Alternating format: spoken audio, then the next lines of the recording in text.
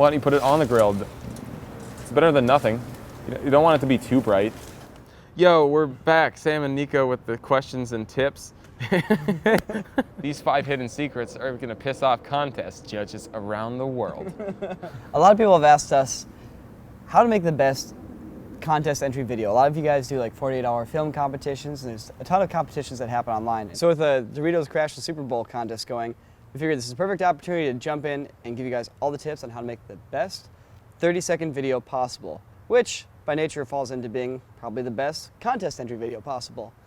So let's launch into it. Let's launch. Pro tip 1, to write a good short video, it's all about the hook. You need to give people a reason to watch and a reason to get their friends to watch. If you look at, for example, potion overdose, the hook. Wizards who drink so much potions that they vomit. Okay, great. But now you need a short story. 2 wizards standing in an alleyway battling. They're at the end of the line. They can't harness enough power to defeat each other, so they turn to all their potions. They're just chugging them as fast as they can. They start to vomit, and it's the end of the world for them. So you take that hook, you develop it into a story. Now, when structuring these videos, it's really important to remember that third part of this 3-part structure. And that's really your punchline. It's the most memorable part of your video because it's what people see last. And the way to really kind of structure that, or conceptualize that, is you take your hook, you take your main idea and your concept, and you always want to evolve it like either one step further or introduce something that you kind of just toss in the beginning and kind of come full circle with it. At the end of the day, think of your short video like a 3-panel comic strip in the newspaper. That's the best way I can describe it. If you're just making a video version of that little strip you read, you'll get the punchy, quick, to the point setup that'll play out in just the right amount of time for your 30 seconds.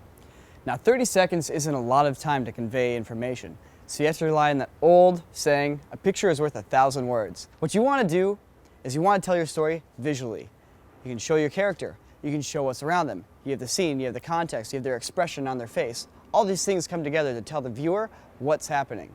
So utilize what's in your scene and your actors to convey as much information as possible. That will be key to making a really tight 30-second video. All right, so in considering the piece and how you're designing it, make sure that you're always taking into consideration how to simplify things, how to just distill this concept and make sure that anything you're communicating and putting in this video all revolves around that core concept. Going back to the comic strip example, you'll notice that in most comics, they're very simplified. There's no visual noise or unneeded drawing and illustration. Most are simply the 2 characters, or even 1, expressing the joke, idea, and punchline. And make sure that you're considering that simplification in your piece so that people can only focus on that hook that you're trying to convey. So where do you get your inspiration for a short story or a 30-second video? The answer is to look for something that is common and an everyday experience for people, something that resonates with the human experience. For example, in our Kittens on the Beat video, we took the idea of having one of your socks go missing from a pair, which is something that people will mention here and there as a joke forever. That was not a good... No, seriously. You have your hook and you have your unique idea that can be either an actual joke or just like some visual thing you're doing, like a cat in a funny costume. But the thing is that it's nothing without context, and context gives a piece purpose. What is context exactly? Well, context is a guy who's got magic powers versus a guy who has to use his magic powers to clean the dishes. And that context is what actually drives the majority of pieces and actually kind of gives the video or short film a shape. So now you got a killer concept, you gotta start shooting it. Now what's the trick to making something look really nice? The answer is professional camera moves. Smooth, sweeping shots, pushing in, pulling out, or moving around, that kind of convey the emotion of the scene. Now you know what's really amateur? Shaky camera. Boo. What's really professional? Gliding cameras that are disconnected from reality. How's this camera moving like this? People can't possibly move a camera smoothly through the air. How does the average filmmaker go out and get smooth camera motion? The answer is with Warp Stabilizer and After Effects. And we got a tutorial on our channel for those people wanting to figure out how to do that.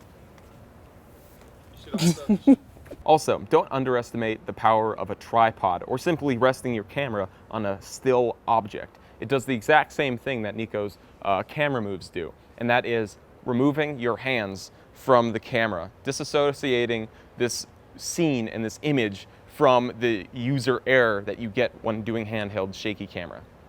Yeah. If there's one lighting element you can add to your scene to make your actors look really sharp, it's an edge light. An edge light separates your actor from the background. And you can get crazy with fill and keys and all that kind of stuff, but most important is an edge light.